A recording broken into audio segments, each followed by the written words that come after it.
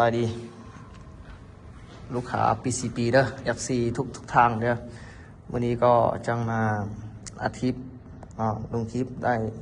ลูกค้าได้รู้ว่าทางหันเนาะน้องขายเครื่องเนาะโดนเดี๋ยวมีบางเทื่อน้องก็ขี้เกียจคือบ่แม่นบ่ขี้เกียจเฮ็ดคลิปบ่มีอันเวลาจังเฮ็ดเนาะวันนี้ก็มีเวลาจังคลิปไปเบิกขาได้เบิ่งเครื่องเนาะมันจะมี4กระบอกตัว A Factor เนาะ2กระบอกตัว A กับ2กระบอก Factor เนาะนี่กล้องก็มีกล้องเวทฮันเตอร์กล้องมักกุดกล้องจีตูดเนาะมีอันบาวอัน8แหวนบาว16แหวนเนาะบาว8แหวนโมบิยา16แหวนบล็อกทุเก็บเสียง FR5 มีลูกปืนมีสูบเด้อถังก็กักบอนถังอาลูกกุนบุญถังอาลูกกุนตัดเด้อนี่เราจะมาเบิ่งตัวนี้คือตัวอันแฟกเตอร์นะน้องประกอบปินเก็บเสียง FR5 เนาะเราอยู่ข้างในปินเราปอลิกอนเด้อวาล์วนี่ปินวาล์วบล็อกทุ16แบนเด้อนี่ตัวนี้มีรับประกันตายยายิงไกลได้90เมตรคือเหนียวนี่เลยตัวนี้น้องไปเทสมาแล้ว90เมตรคือเหนียวซีนี่เนาะนี่ดีอันนี้แฟกเตอร์นะกับตัวนี้ก็เป็นตัวท็อปเอตัวนี้แบบเป็นประกอบเก็บเสียง FR5 วาล์ว16แบนเนาะเป็นนั้นกล้องเบสเอเนาะเราข้างในก็เป็นเราปฏิกรเด้อดูนี่ก็จังยิงได้นี่กล้องมันแต่ยายิงไกลได้ก็ประมาณ80-90 เมตรเนาะแค่นิ้วซี่นี่เนาะเครื่องขายไปมีรับประกันทุกอย่างเด้ออยู่ทางหารก็มีขายย่อยเนาะ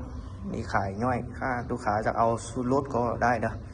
จะเอาเก็บเสียงก็มีเด้อจะซื้อเราไปเล่นก็มีเด้อ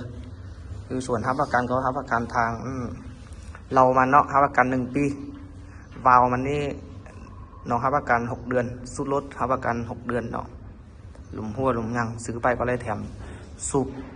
เติมลมลูกปืน1 กับเด้อนี่ถ้าลูกค้าจะเอายังไงก็แจ้งเข้ามาทางเบอร์แอปเด้อเดี๋ยวน้องจะติดเขาเบอร์แอปเขาในคลิปดีเด้อนี่จับใส่ยังไงก็ได้เนาะกล้องนี้เป็นกล้องตูซี่เนาะจับเปลี่ยนนะกล้องนี้มีไฟเส้นเด้งเด้อมี3 เส้นนี่บาวก็บาววันโมบิอา8แบนเด้อตัวนี้บาวโมบิอา8แบนเด้อจับเอาลูกค้าอยากซื้อบาวก็ได้เนาะเสียเข้ามาหาเลยเก็บเสียง FR5 เนาะอันนี้ก็เป็นลูกปืนนะค่าซื้อเครื่องก็แถมให้1 กับเด้อราคามันก็แตกต่างกันที่จังประกอบเนาะเครื่องเขาจังใส่เข้าในเครื่องน้องประกอบ